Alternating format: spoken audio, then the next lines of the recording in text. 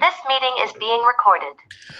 Welcome back, everybody, to Hoops HD. Let's get the full view on. Here we go. Welcome back to Hoops HD, everybody. There's no This buzzer. is our Hoops HD There's no report, buzzer. recorded here on the evening of November 10th.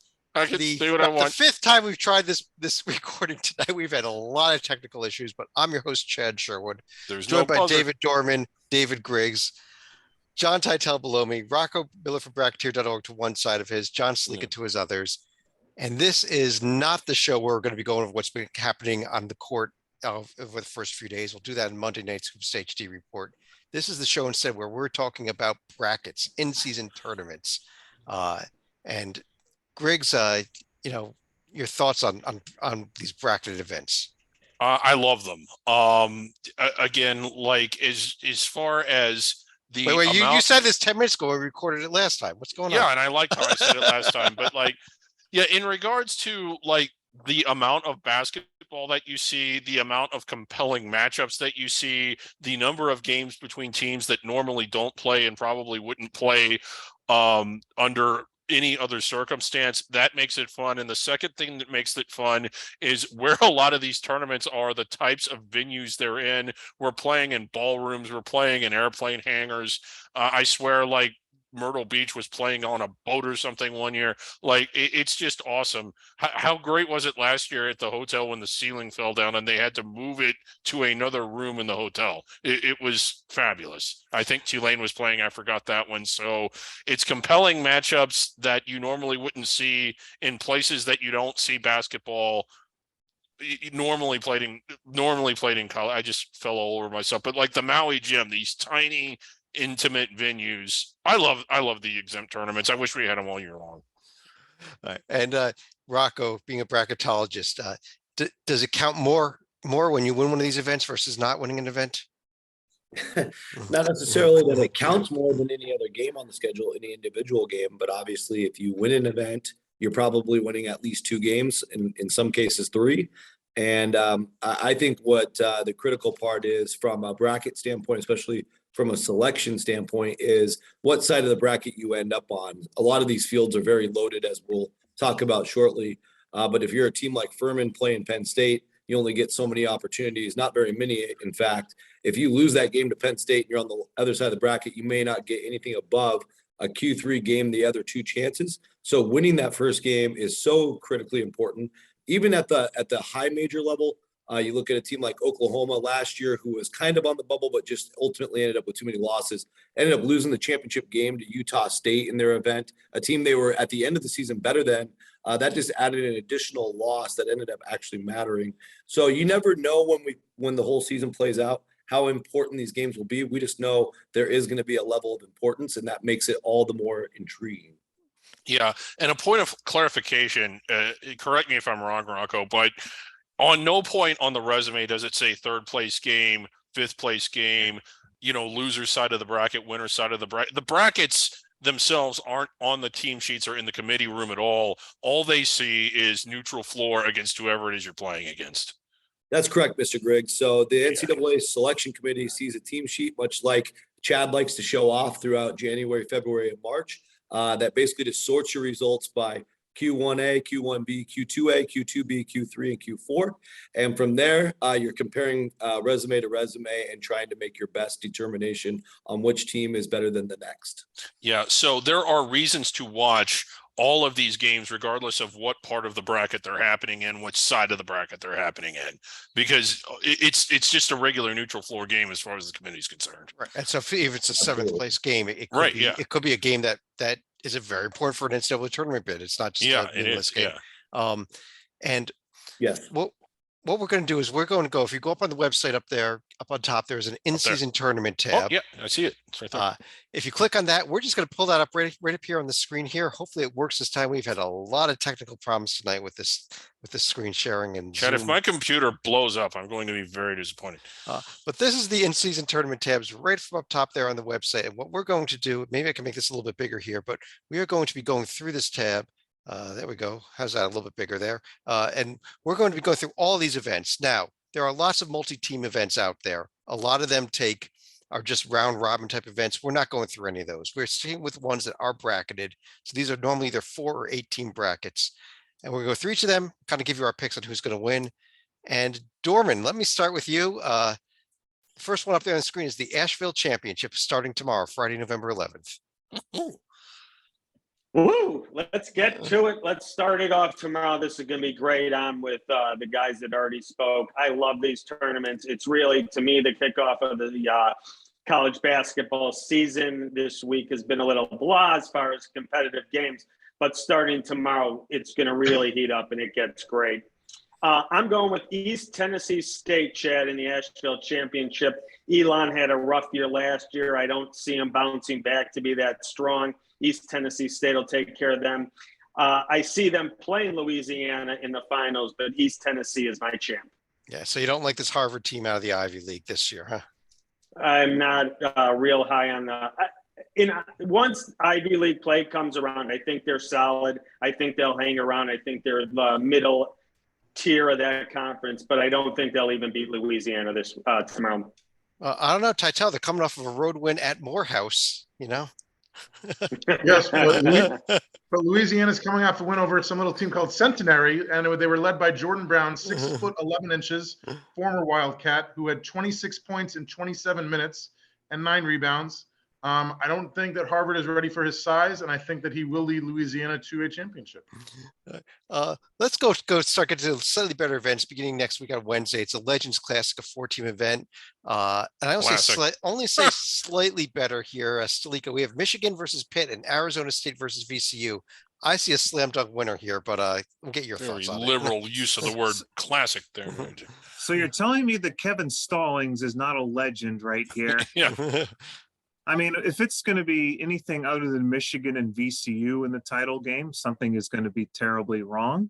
Then again, we have seen some mild surprises early on. I know BC was competitive in an event like this last year against Villanova before eventually falling here. Although I do think VCU, their fans do travel well for events like this, and they could pull a somewhat mild surprise against Michigan in the final. Really? Rocco, do you agree with him? Do you think VCU can win this event? I do not agree that that would be a mild surprise. Yeah, why not? It's so early in the season. They might have a great game plan, do something that Michigan hasn't seen on film. There isn't that much film yet this year. These events in November are built for surprises because of that. When the season matures and there is a lot more game tape and a lot more preparation that goes into the game planning phase of the game, upsets like that can be a little bit more unrealistic. I think it's quite realistic that we'll see some surprises in these events. Not saying that will happen here, but I would not be shocked. Okay. And will Bobby Hurley still be the coach of Arizona State at the end of this event after the fourth place finish? Yeah. So my philosophy on that as a whole is the fact, just to bring football in for 1 second, Herm Edwards got fired this year, and I think that actually saves Bobby Hurley in the end. Happened at Washington last year when I think it happened at halftime. Game. Yeah, it's just very, very. It did happen at LSU last year, where both the football and men's basketball coach got fired. Out of the last 10 years, it's the only example I can find. So more likely than not, Hurley survives. Titel, let's go to the first of our 8-team events. That's coming up beginning next week here. The Myrtle Beach Invitational, Colorado, UMass, Murray State versus A&M, Boise, Charlotte, and Loyola Chicago versus Tulsa. Nobody jumps off the page to me. Tulsa just lost the other day, and Loyola, I think, was mediocre in their opener. So I'm looking at the Colorado UMass game as maybe the best game of the whole tournament. Sadly, as a quarterfinal, it's at 1:30. The big news out of Colorado the other day is that Tad Boyle got a 5-star recruit for the first time in I can't remember when. So next year, I think I picked Colorado to win this. This year, I guess I'll go with A&M, but I don't have very strong feelings. Yeah, Griggs, I like this A&M team in this event because UMass showed absolutely nothing tonight in their home opener against Towson also. So yeah, real disappointing. Murray State, everybody gone, coach and everybody. I think they have one returning player. Really unimpressive against St. Louis the other night, albeit St. Louis is a pretty good team. I just don't see anybody on A&M's level. Boise the other night played South Dakota State, who's good, but Boise was at home and still couldn't get the win. wasn't all that impressed with Loyola in that game. Tulsa, I haven't been impressed with them in about 5 or 6 years. I just think this is Uncle Buzz's event to win. All right, let's keep rolling here. And Dorman, let me go back to you for the Charleston Classic, another 8-team event starting next Thursday. We've got Furman versus Penn State, Old Dominion Vodtech, Colorado State, South Carolina, and Davidson against College of Charleston, actually the host team for this event. Yes, maybe when some people see the names in this tournament in Charleston, they're going to go that way. I see Furman. I really like this Furman team. Penn State, I know, has some solid players returning. They should be better than in years past. I think Furman really could put a little run on here and put some of these big boys to sleep. I want to echo. I really like this Furman team. I like Davidson too, and I know I like Davidson every year, but fell behind by more than 20 against a pretty good Wright State team on the road. Came back to win the other night. I think that both of those teams are going to try, and you could really sort of elevate their resume a little bit with some quality wins. What do you think of this Colorado State team? That's what I was going to say here. And Rocco, I was going to ask you, have we completely forgotten that Colorado State's in this event? I like them the best of this group here. Or at least to be in the finals. Well, yeah, I mean, if Isaiah Stevens was healthy, I would agree, but clearly they're not the same team without Stevens. They barely beat Gardner-Webb. They won by 2 points in the opener. I think that shorthanded is going to cap their ceiling in this event. South Carolina, I think, is probably the worst team in the SEC this year. So I do think Colorado State could get by them. Charleston playing in their backyard, watch out. They're a little dangerous. They just beat Chattanooga in an underrated opener by 8. It's the second year for Pat Kelsey, a great coach. Davidson pulled a magical rabbit out of the hat last night to win in double overtime. That should be an excellent first-round game. But I could see Charleston, the winner of that, I think, gets to the final. Okay. On the flip side of the bracket, the team nobody's really paying attention to because they're usually buried in the Big Ten is Penn State. I think this Penn State team's got all sorts of potential. You look at their starting 5, they've got 3 former under the radar All-American players that are playing together now. Cam Winter being a key player there. We all love Furman. I think that's going to be an excellent game. But I think if Penn State gets by that, they can win the entire event. Yeah, and Penn State was my dark horse team in the Big Ten, so I kind of like that as a nice pick here. Again, if they beat Furman, but let's keep things rolling here. Title to the Bahamas Championship. UCF versus an Oklahoma State team that just as we're recording this just lost at home to Southern Illinois, and DePaul versus Santa Clara. Southern Illinois is a better team. Another is it me? Yep. Sorry, John. Another tournament that not a lot of teams jump off the page. I wanted to go with the Pokes, but if Oklahoma State is off to a slow start, I think that maybe Herb Sendek got help us all. Come on, Stalika. Are we going to get some DePaul love here? Is it going to happen? Oof. No. Not when Oklahoma State is in the field, though. Oh, again. So you think Oklahoma State can win this, even though they just lost at home to Southern Illinois? Well, they're not playing Southern Illinois in this tournament. They're playing Central Florida, who's also kind of reloading themselves.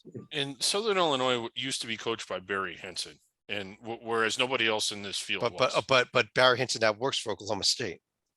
Well, I mean, but nobody else in this field was ever coached by Barry Henson. Let's roll things on here. Griggs, the Paradise Jam, Buffalo Drake, event. Howard versus Wyoming, Belmont versus Tarleton, and Boston College versus George Mason.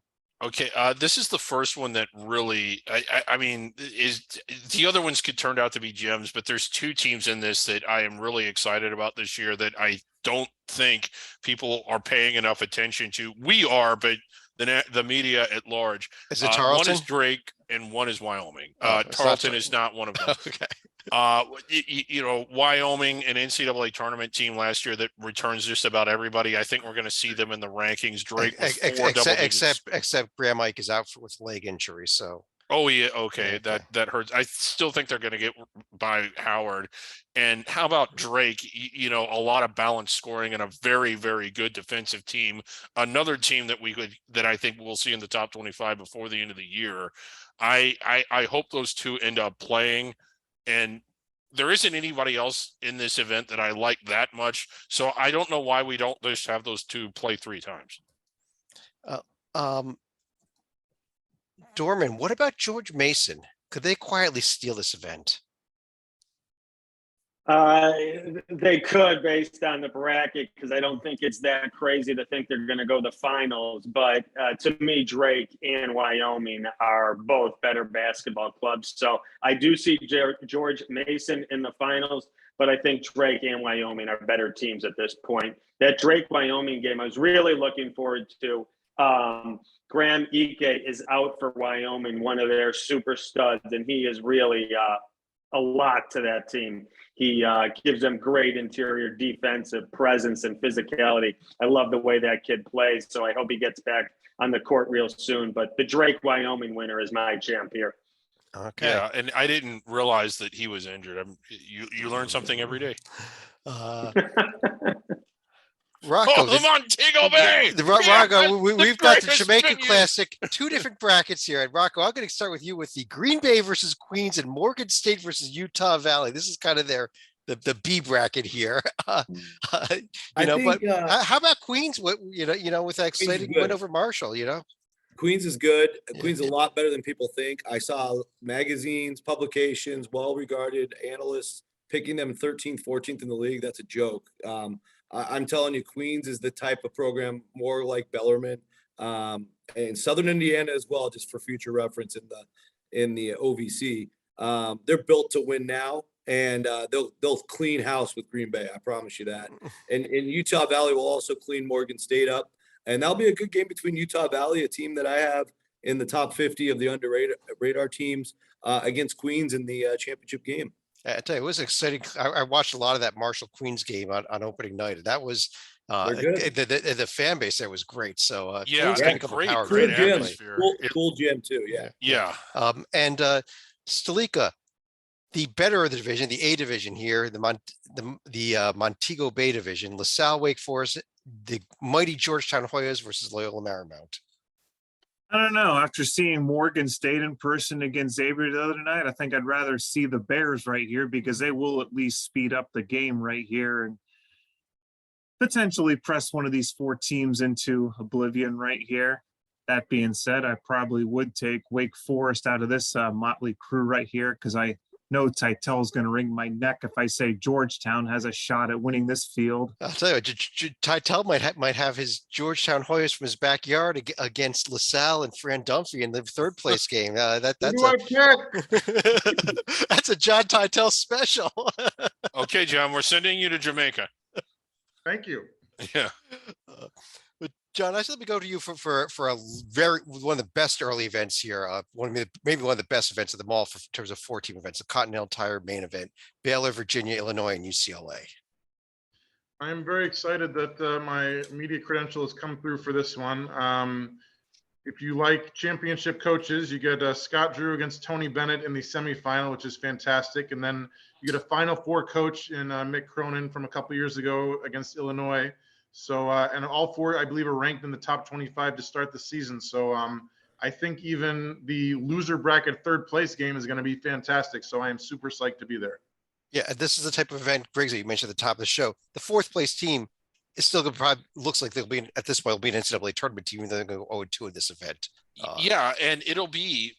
Yeah, I mean, so the 3rd place game of this, regardless of who it is going to be a huge resume building opportunity. Yeah, most likely. Yeah, certainly. Yeah. And so, do we have picks to win this event?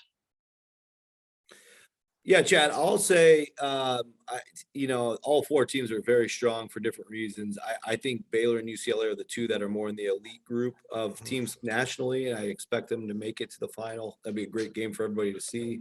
I think UCLA is built to win now. Baylor might take a tiny bit longer, just with some of their young pieces, but they're so athletically gifted and talented. I do think Baylor will have a better overall regular season. wouldn't shock me to see them win. I think that could be an absolutely epic title game. Yeah, that could be a real good game here especially for the second, third week of the season. Yeah. Let's head out to the Hall of Fame tip-off. And Dormy, let me go back to you. A couple some power conference teams here, at least. Maryland versus a very good St. Louis team, and Miami versus a Providence team that did not look very good in their first game of the season.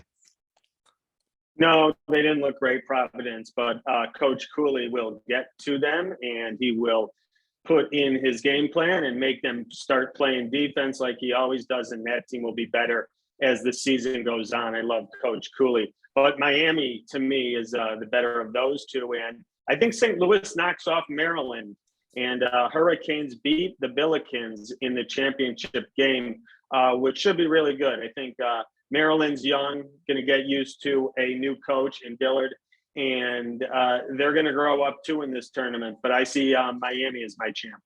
Yeah, I think, and this could be the type of game, Griggs, where, if St. Louis, this could be a chance for them to make a name for themselves this season. It's a winnable event for them. It is. And I really think St. Louis and Miami are going to, I can't imagine. I just haven't been, if you saw Providence the other night, they really had to sweat out. Was it Fairfield? Just not an impressive showing. And I just think that those two teams will end up meeting. And if St. Louis can beat this Miami team that I am really, really big on, that is a huge boost of, or momentum boost this early in the season, and a good boost to their resume. Okay. Let's bring up this Sunshine Slam now. 2 brackets here. Very briefly. And Salika, let me start with you. The top bracket, the B bracket, I guess. Albany versus Austin P and Bucknell versus Presbyterian. Anything at all you're looking for in these 4 games between teams that are probably going nowhere this season? I think to clarify what the puppet was talking about, it was Ryder that Providence Ryder, struggled with. excuse me. Yeah, right, thank you. But as we go back to these 4 teams right here, about 5 or 6 years ago, I would have said Bucknell probably would have been a lock to win a field like this. Alas, their salad days are gone in the Patriot League for the time being. Austin P, I know they had one decent player a couple of years ago. Don't know if he's still going to be around. So if you're saying you're not going to be there bother watching these games, is that what I'm hearing? Yeah. Let's get something more serious then. Titel, South Florida, UAB, Georgia, St. Joe's, only slightly more serious maybe, but this is the A bracket of the Sunshine Slam. So when we have these kinds of things where it's a top tier conference, but a lower tier team in that conference, yes, I'm looking at you, Georgia.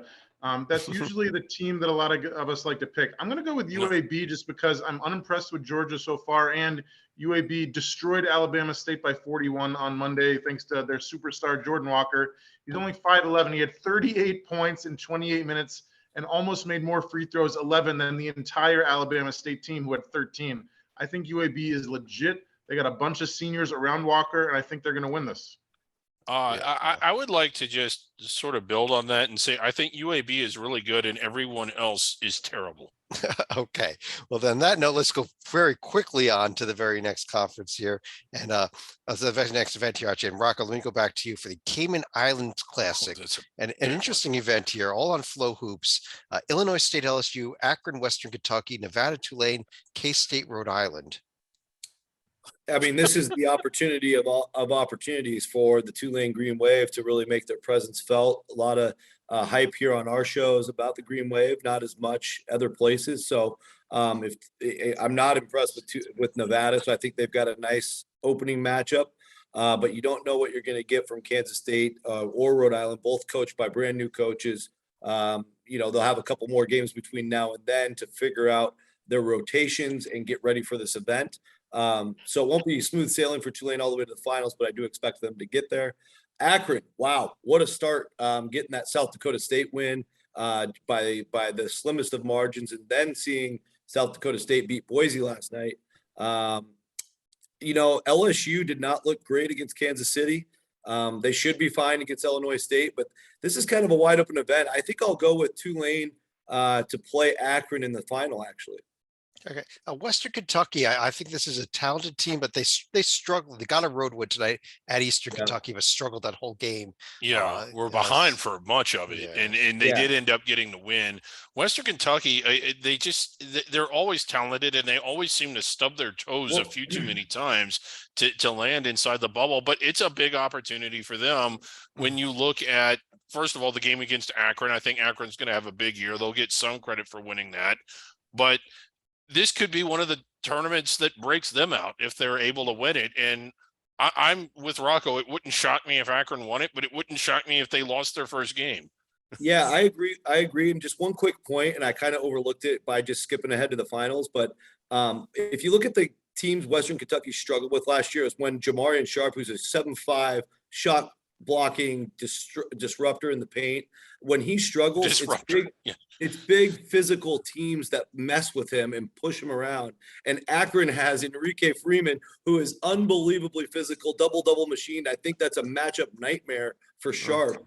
And I love Akron in that matchup, and that's why I've kind of just skipped ahead and gave him the benefit of the doubt. But Yeah, you're right. I like Western Kentucky as my fifth place team here. I'll put that side Okay. to win the Yeah. losers There bracket. you go. But let's run it down to the Gulf Coast showcase here. Dorman, we go back to you. We got Toledo, Kansas City, East Carolina, Indiana State, Drexel, Texas, Arlington, Florida Gulf Coast versus Northern Kentucky. Gulf Coast with a big win at USC to start the season. Yes, I'm not sure if it says more about Florida Gulf Coast or USC, but Andy Enfield. The answer is USC, but go ahead. Yeah. But Andy Enfield felt like letting his old school win a game. I kind of like this Florida Gulf Coast team more than most in the field. Northern Kentucky up and down, but I'm going to stick with Florida Gulf Coast. I was impressed with the big win over USC. That's going to look good, I think, once we turn the calendar and get into conference play. USC should be okay. At Kansas City, although they stuck in the game the other night, they couldn't really they didn't threaten to win it. Indiana State, mediocre. I'm going with Florida Gulf Coast. So you don't. Gulf what Coast about, did lose to San Diego last night. yeah, they lost to San Diego, Yes, they did. but are we overlooking this Toledo team? Yeah, that's the only team I really like in this field. Yeah, Toledo should win this. Yeah. Yeah, I think there's a lot. I think this Toledo team in a pretty decent MAC this year is with several really good teams. I think this Toledo team is the best team of that bunch, and they're the team I'm going to look at to maybe they'll be playing Gulf Coast in the championship game, but I look at them to win this event here. Yeah, Indiana State's a good dark horse out of the Valley. I'm curious to see how they do in this. Really? Yeah, they are. Titel, one of the premier events of every year is the Maui Invitational. No Chaminade this year. They play every other year. This is an off year for them. So we have 8 teams here, 8 D1 teams: Creighton, Texas Tech, Arkansas, Louisville, Ohio State, San Diego State, and your Arizona Wildcats against Cincinnati. First of all, who told you that Louisville is still D1? I think I'm going to challenge that. Point taken. Wow. Arkansas Number 2. versus Chaminade. Yeah, Louisville is 1-2 this year against teams that 3 years ago were all D2. Fantastic field. I'm jealous. My friend Mike in DC is traveling west with his family. It's going to take him like a half day just to get there, but well worth it, obviously. Creighton currently destroying North Dakota live as we speak. Texas Tech in a bit of a rebuild. Arkansas has got a very young but very talented group of youngsters. Ohio State just won tonight. My pick is the Wildcats only because I'm picking with the heart, not the head. But Tubelis look good, and Rocco's bandwagon pick of Pelly Larson is looking fantastic so far. And we can add some intriguing second round matchups here, whether in the winner's side or the loser's side. And Arkansas, Texas Tech, kind of an old conference rivals there, and Ohio State, Cincinnati. I mean, that is that'd be great to even and probably more likely to have it on the loser side of the bracket. Because I don't know that Cincinnati can beat Arizona State. I think the Ohio State San Diego State game is a pretty interesting. I do think Arkansas can beat Louisville. Yeah. And Creighton, I don't think has looked nearly as impressive as everyone thought they would be this season. Their first. So we might see Cincinnati and Louisville in the 7th place game. That's an old That's an old Metro Conference rivalry. There we go. They used Yeah. to call that. They used to call that the keg of nails when they played Yeah, in the football. football series. Yeah, the football series. Well, we'll call it the Keg and Nails 7th place game out in Maui. Why not? Yeah, Now this should be a real fun event though. always is. Let's Stalika, let me go back to you for the Empire Classic here. That this is coming up Monday the 21st. Syracuse, Richmond, St. John's versus Temple are the semifinals. You have to have a feeling that St. John's and Syracuse is the matchup they were hoping for when they set up this tournament right here. I know St. John's is probably going to be looked at as most likely to reach the tournament out of here. Orange, this is not the time of the year where they typically warm up. I don't think it's going to be a situation like the Kentucky where they're going to be running at 100 miles per hour come December and January, but they'll later on in the year, they'll manage to hang on towards the bubble. Right now, I see St. John's beating the Qs.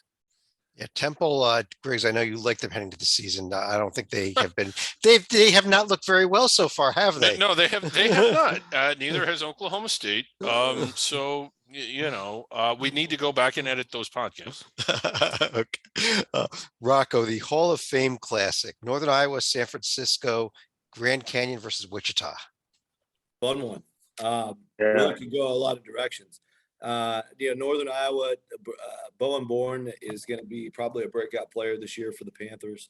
A couple other pieces are back from last year. Obviously, the huge hole is AJ Green gone. San Francisco's a guard-heavy team, trying to figure out any kind of defense. They just started playing right now, actually, while we're recording this. But I do give San Francisco the nod there.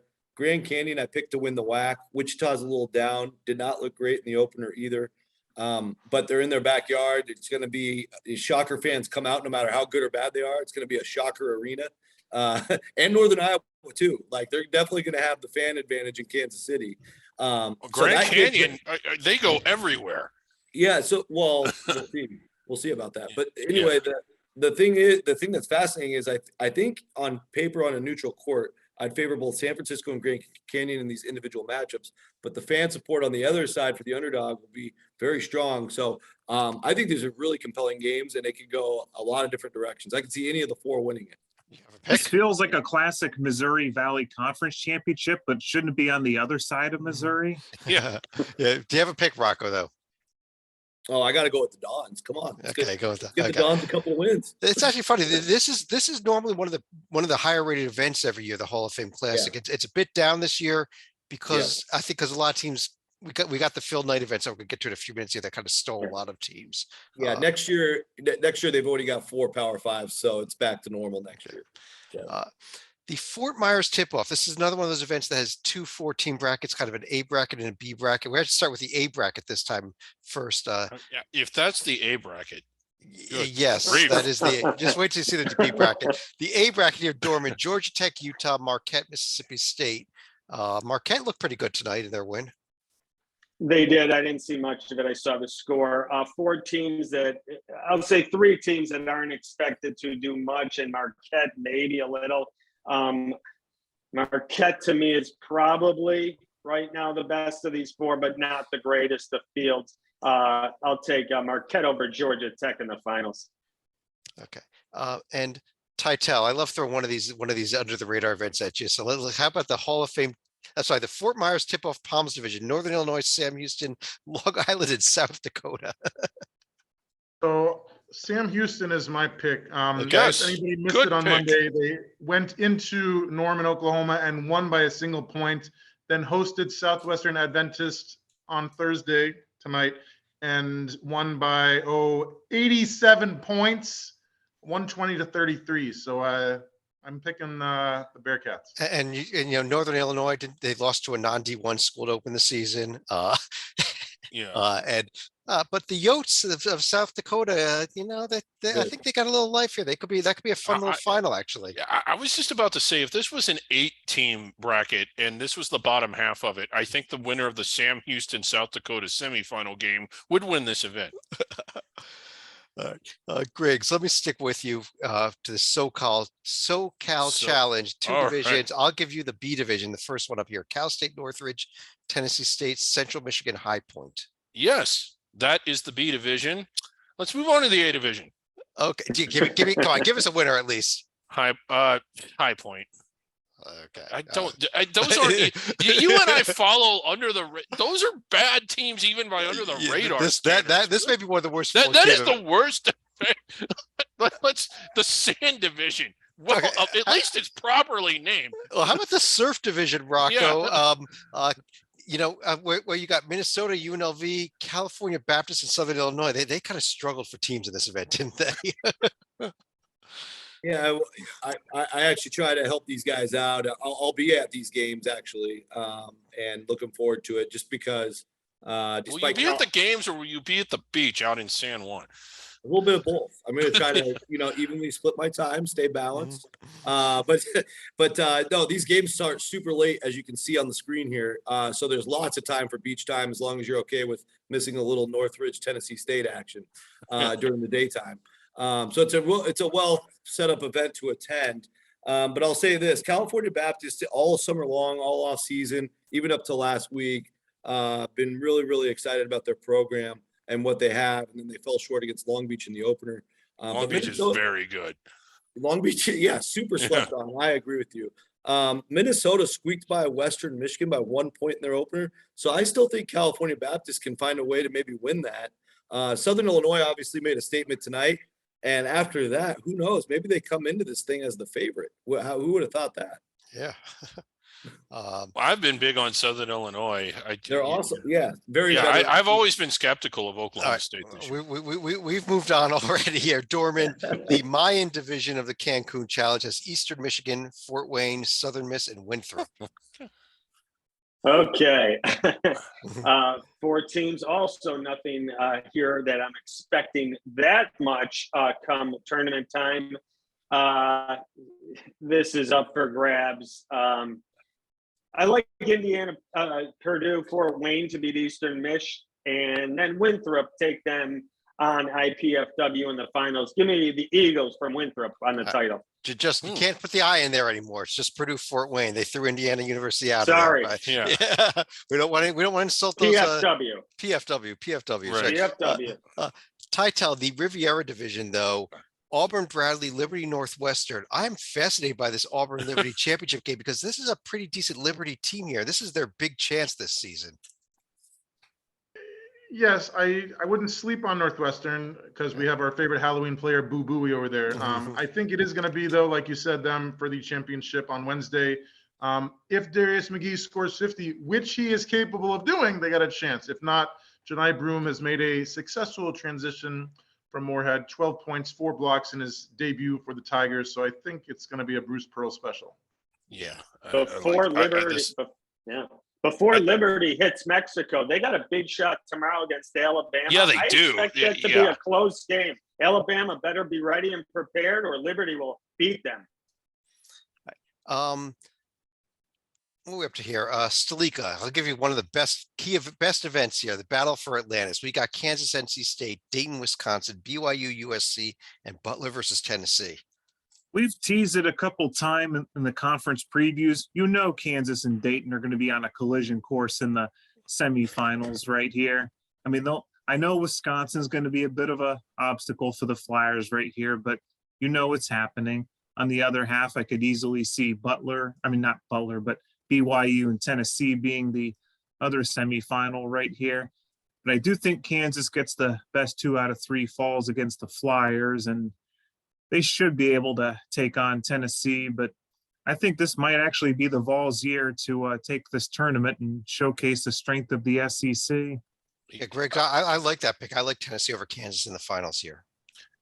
Yeah, Dayton is a team that I really like. They're not at full strength. They're down a key player, and you kind of hate that because at no point on their schedule will they have these kinds of opportunities, and you just kind of hate that they're not at full strength for it. But still a really healthy Dayton team this year that I think will walk into the NCAA tournament. I really like this Tennessee team. Tennessee, an amazing team in November, December, January, February, and the first half of March, and then they crap out. So yeah, and look at, they got Butler and then BYU and USC both have shown nothing so far. Yeah, I think they're going to. Yeah, Tennessee. This Tennessee team could walk into the finals here. A little disappointing for the Battle for Atlantis to have Right. that type of situation. But let's jump down. Rocco, the Wooden Legacy. You gonna be at this one also?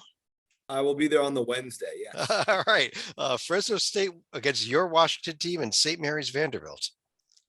Well, I think it shapes up to a Washington St. Mary's championship game, ideally for myself. But either way, like, I love everybody. So the problem with Fresno State, I'm pretty close with them. They're really banged up. They barely survived Fresno Pacific, a D1 AA, or sorry, Division II school in their opener. Who knows? Maybe they'll be closer to full strength by the time this game takes place. Washington also could be down Noah Williams the next couple of weeks. He had a knee sprain in the first game. So a lot of injuries there. St. Mary's, I mean, well-oiled machine. They just got started against Vermont as we record this. But I was covering their game Monday. Built a 21-point lead against a really good Oral Roberts team. They're just a well-oiled machine. And even Vanderbilt, who's got some talent, fell short against Memphis in the opener. I think St. Mary's handles not only Vanderbilt, but I think this is the Gales' event to lose. And I think they'll win it. Yeah. Griggs, not an exempt event technically. This is kind of two regular games for these teams. But over in London, we have the London Basketball Classic with the Manhattan team that doesn't even have a head coach, Northeastern, Army, and Princeton.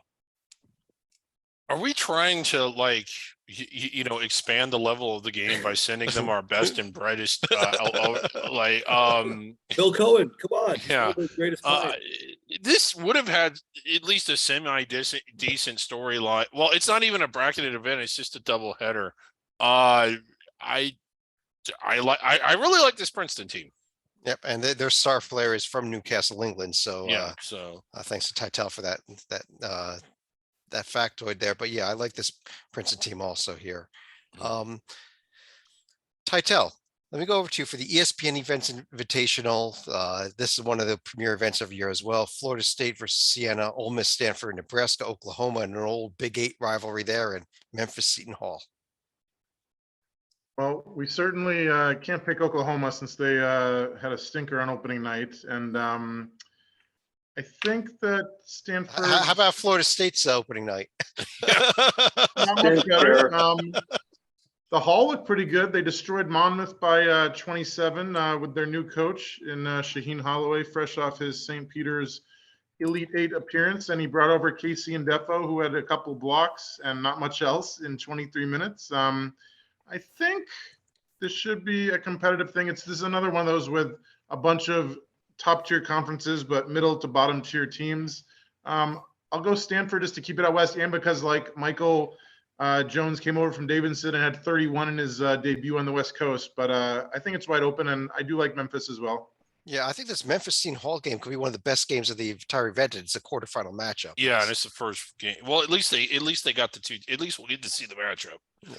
And it got bounced over to ESPN News. It's on the the fifth channel too, because but that's ESPN Events Invitational. Let's get to the two big ones now. There are the two Phil Knight Invitationals. Dorman, let me start with you with the one that's called the Phil Knight Invitational. The other one's the Phil Knight Legacy. This bracket has North Carolina, Portland, Iowa State, Villanova, UConn, Oregon, Alabama, and Michigan State. How are Villanova and UConn in the? Never mind. They must have gotten a waiver or something. Is that bracket wrong? They can't. They're both Big East teams. Right. Okay. The contracts were signed 4 years ago when they were in different leagues. Okay. Oh, all right. A lot of Nike showing here. Portland, actually a very good team. I don't think they have the power to take down North Carolina, but watch Portland all year long. They're solid. Villanova, not at full strength. One of their younger guys, Stud, is still out.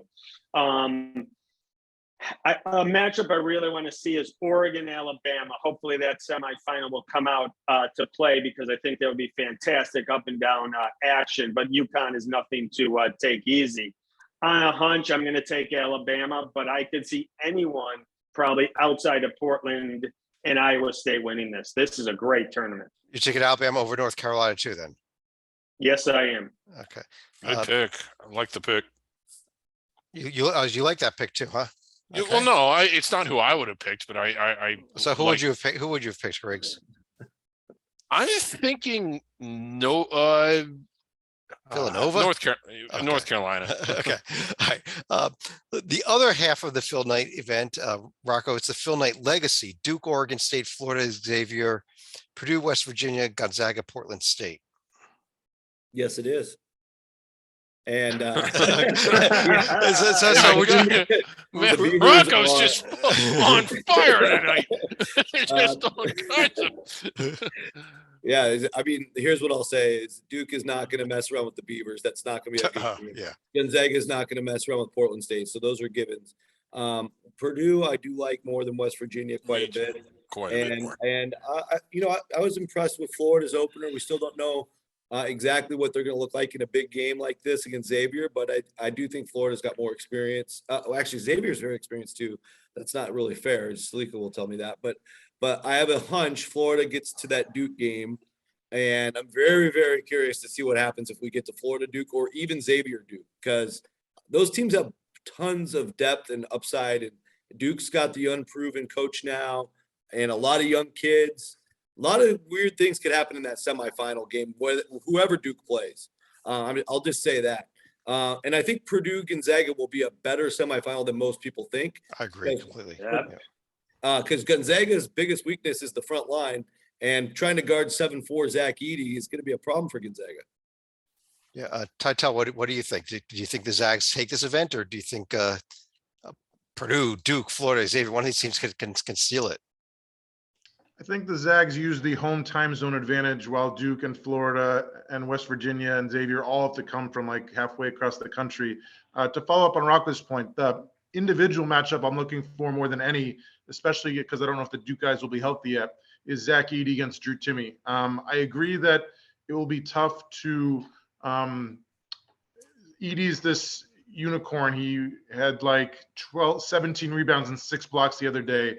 Timme didn't make a single three against North Florida. Not that he needed it. He was able to score 22 points anyway. But if there's a way for Zach Edey to put himself in the lottery conversation, it's to try to shut down or at least work some magic on Drew Timme, which is going to be tough because I assume Timme will be moving all over, and Edey can take care of him in the paint because he's 7'4". Not sure if he can take care of him all over the floor.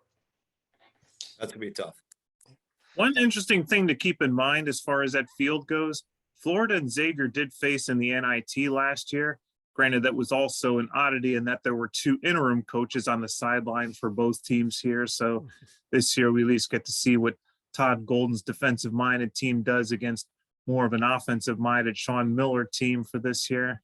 Yeah, Salika, let me stick with you as we jumped out to the Emerald Coast Classic, the B or the visitors bracket here. Loyola Maryland versus Southern Louisiana Monroe versus Omaha. Any thoughts?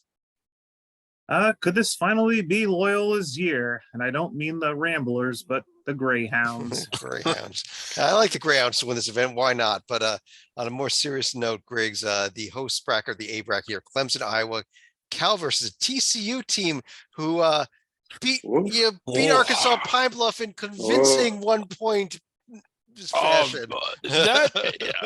A short while back, I got into a conversation about what was the biggest upset of all time as far as not importance. I think that was probably UMBC over Virginia, but biggest as far as the gap between the two teams, UMBC over Virginia probably isn't even in the top 50. I'd go Chaminade over Virginia. But I was going to say Evansville over Kentucky. I think that they were 288 spots apart. Chaminade wasn't even D1, so that one probably beats it. Pine Bluff over TCU may have been the biggest upset of all time by the time the year's over. But TCU survived. I don't think you want to overreact too much to that. California a little bit better than Pine Bluff, albeit not much. So TCU needs to play better in that one. Yeah, I kind of based on what TCU did. I'm going to take Iowa to win this event, though. Really? Yeah. That was and again, what is just an unbelievably head scratching game. On the other hand, Rocco, this could be an event where TCU just comes out and blows out. It comes up with 2 blowouts as well. It could happen. Yeah, I'm not totally down on TCU. You know, Pine Bluff. What they hit 13 threes in the first half. Like it was insane. And I don't think TCU was ready. I think they overlooked Pine Bluff, and you're right. It would have been the upset of the year probably, but TCU, it's a long season. They're built for the long haul. And And Iowa, they've earned my respect over the years. I've tried to pick them to not be a tournament team, and every year they go anyway. I'm tired of picking against them. I'm on the Hawkeye party this year, so I'm with you, Chad. They could easily win it. Let's see here. Dorman, how about the Las Vegas Invitational? Nicholls State, UC Irvine, New Mexico State, and San Diego, fresh off of the win over the team that beat USC. Yes, they are. But I'm going to stick with the Aggies. New Mexico State, I think, here is the strongest team. Nicholls State played Arizona the other night, got blown out, but not many teams are going to stick around with Arizona at that level. I'm going with New Mexico State. I think new coach. I understand it might take a while to get it going, but I still think they're strong here. Titel, another event in Hawaii, Southern Utah, Texas State, Sacramento State, and Hawaii in the North Shore Classic. This is a new event this year. Yeah, I got to interview Sacramento State coach David Patrick over a couple months ago. Super nice guy, and he had a rough go of it against UCLA on the road on Monday, but hopefully he can turn things around. Great man, great coach. I think that I'll go with Texas State only because it seems like Hawaii is up in the air because they haven't played yet.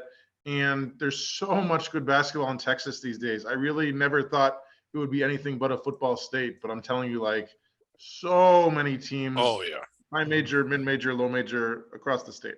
Yeah, but Southern Utah may not be that bad either. They've been pretty good the last few years. So I'll come over to the WAC this year. They're out of the Big Sky the last few years. But Griggs, how about the Nassau Championship here? Ball State, Vermont, Missouri State, Wilmington, North Texas, San Jose State, Long Beach, and Oakland. And fascinating first round matchup there between Long Beach and Oakland, actually. Yeah, a couple of pretty solid under the radar programs here. I'm really big on this Long Beach team.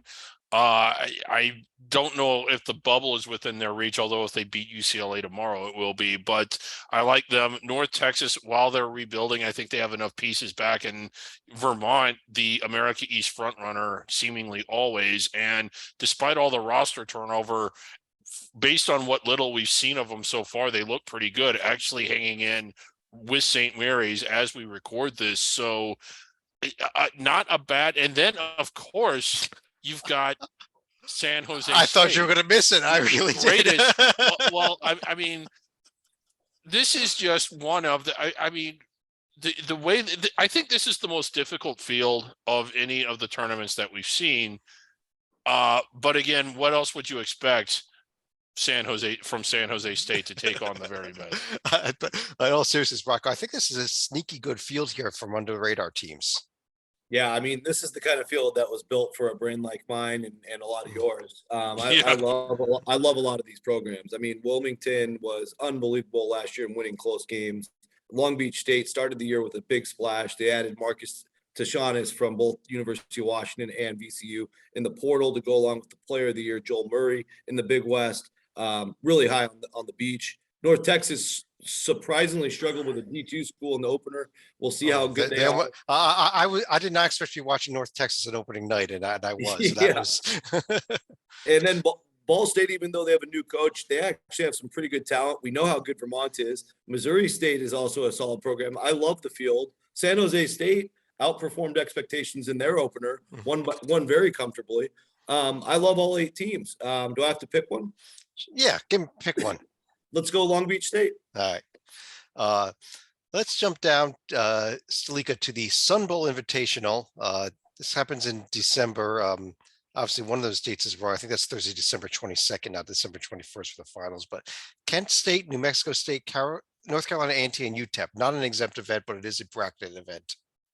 I wonder if any of the locals show up to cheer against their arch rival, New Mexico State, because we are talking about a couple back range schools right here. But neither way, I still like Kent State to win a field like this. Kent State, okay. Dorman, the last event, let me start with you here. And this comes up over Christmas time, the Diamond Head Classic. So we're going to know a lot more about these teams when this event comes along. They're going to play a lot more games, but we'll just take a quick look at it right now. Iona, SMU, Seattle, Utah State, George Washington versus Washington State in the Battle of the Washingtons, and Pepperdine at Hawaii.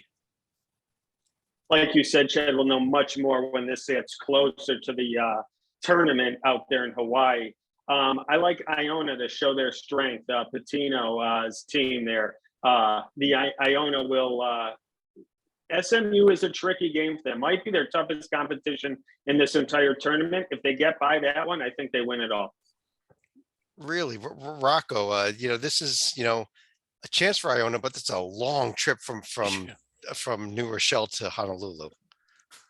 It is. Yeah. I think they're making their way there. They've got another game, I think, before they get all the way there. But anyway, let's imagine they settle in. I agree. Iona's right there at the top to win it. But I do think Utah State is kind of a dark horse in the Mountain West. I like the pieces they have. And how about Pepperdine in their opener, just blowing the doors off of Rice? They have two NBA players, Houston Millett and Maxwell Lewis in their lineup. I think they have a great shot to maybe upset Washington State in the semis. And so, yeah, I like each one of these matchups for different reasons. And this tournament always has kind of a surprise or two. So it's a tough one to pick. Don't overlook that Seattle team that everyone wants to overlook in the WAC. I like them. I was about to say I could see Seattle beating Utah State. So on that note, I'm going to strong. I'll go ahead and pull down the screen share here. If you want to check out any of those brackets again, you can go ahead and check them out up there. But I want to go through each of you for any other final thoughts, either on the stuff we've discussed there or anything else you want to throw a final thought out on. And Dorman, let me start with you. Great. Don't overthink the first game or two of the season. Yes, they're important. They're huge for your team sheets, but there's a lot of games where the competition are different levels. A lot of empty gyms, not too much intensity. There's a lot of transfers and a lot of teams, a lot of kids moving places. Freshmen are getting used to the college game from high school. And the coaches are still working on finding the right rotations and which guys give them the best look at that certain time in the game. Now we're going to get into some of these better tournaments and some of the competition is going to start to level off. So now we're going to really see some of these teams, how good or how bad they are. Don't look so much in the first two games. Now the competition's really going to start. We're really going to find out a lot about these teams in the next 2 to 3 weeks. Good point. Titel. So I'm going to go with Rocco's new favorite team from Queens out in North Carolina. So the Royals start their D1 career on Monday by beating Marshall at home. Kudos to Marshall for traveling to Charlotte. Then they come back and score 99 in a huge win over Clinton, whoever or wherever that is. What made this more amazing to me is not just that they can hit the ground running at D1, but that they're doing it without their head coach, as Grant Leonard was suspended 5 games following an arrest for DWI over Halloween weekend. So I don't know what's crazier. You're a new coach in D1 preparing to start your NCAA career and you get a freaking DWI, or that without you, the team can still come in and win games in the D1 level. Unbelievable story. It could happen to anybody. I wouldn't have gotten any of my DWIs had I not been pulled over. Where's the buzzer? Where do I have to Salika?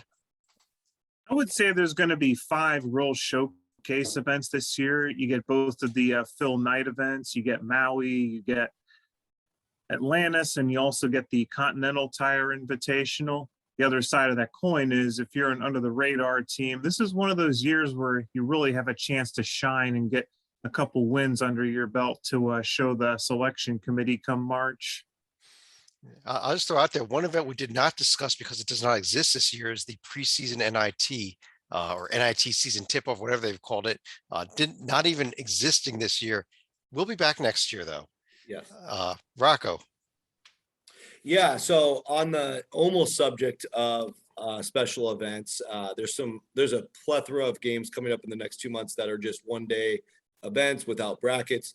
And those will effectively kick off tomorrow with 2 games where actual weather will be a factor. I think the first one that probably everybody's thinking about is Gonzaga playing Michigan State on an aircraft carrier in San Diego. We've all been down this road before. Yes. Why? So we shall see how that plays out. But the other one that really kind of dawned on me was Stanford, a team I covered on Monday. Tomorrow we'll play at the Milwaukee Brewers ballpark where outdoor air gets into the stadium, and it's expected to be extremely cold. And I am very curious to see how this affects the players in the play, the shooting background, et cetera. So Wisconsin and Stanford will square off in a very intriguing game between two teams who are projected to possibly be on the bubble this year. So very interesting for many reasons. So check that out tomorrow as well. Yeah, and check out we mentioned the London event. There's also an event in Ireland, I believe, coming up. It's involving The some challenge. another challenge out there. So we've got several overseas events and several events out of the country. But Griggs, you want to finish us off?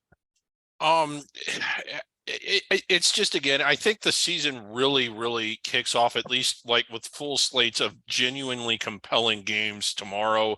I kind of don't like I kind of don't like the tendency that teams have to kind of ease into their season, although I kind of also totally understand Dorman's point. You kind of need time to gel, and you don't want to really over challenge yourself before that. I think that's the instinct anyway. But the number of D1 versus non-D1 games seems to be growing more and more every year. I think we need to stop that. But I'm finally, while we've had some gems already and some really exciting and fun surprises, tomorrow feels like the way opening day should feel like, even though it's not actually opening day. Yeah, we finally actually get power conference teams playing each other for the first time.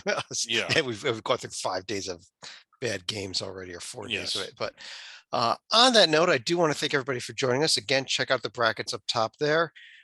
We were able to get this podcast done after several attempts, but on behalf of David Dorman, John Sleek up here, Rocco Miller, check him out at bracketeer.org. Check out his big board there, which constantly updates every 20 minutes, right? Am I correct? We're getting there. And John Teitel and David Griggs to his sides. I'm Chad Sherwood. Thanks for joining us, and we will be talking to you again real soon.